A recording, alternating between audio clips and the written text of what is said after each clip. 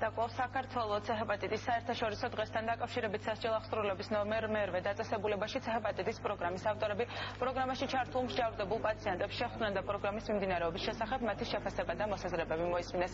ჰეპატიტთან დაკავშირებით პენიტენციური სისტემის დღევანდელი სლოგანია „ერჩია პრევენცია და ზოგ მკურნალობა სხვისთვის“.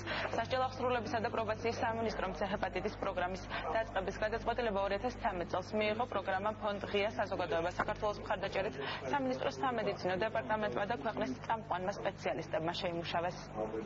განხორციელდა პირველადი შედეგების შეფასება 223 პაციენტია ჩართული C-ჰეპატიტის მკურნალობაში, 38 პაციენტი საწყისი საკონტროლო შედეგების სახეზეა და 92%-ში საკონტროლო შედეგებმა აჩვენა, რომ მკურნალობა წარმატებით მიმდინარეობს. ეს პროგრამა არის არა მხოლოდ ჯანდაცვის საკითხი სასჯელ აღსრულების სისტემაში, არამედ ადამიანის უფლებების საკითხიც და ძალიან მნიშვნელოვანია, რომ დღეს საქართველოს პენიტენციურ სისტემაში C-ჰეპატიტის პრობლემა არის გადაწყვეტილი. არიან კვალიფიციური მედიცინის მუშაკები, თბილისის მასშტაბით მინიმუმ ცნობილი ექიმი, ინფექციონისტები, ჰარმონიულად მუშაობენ ადგილობრივ სამედიცინო პერსონალთან ერთად და პირველი ნაკადის მკურნალობა თითქმის დამთავრებულია და ყველას ვირუსი განულებულია.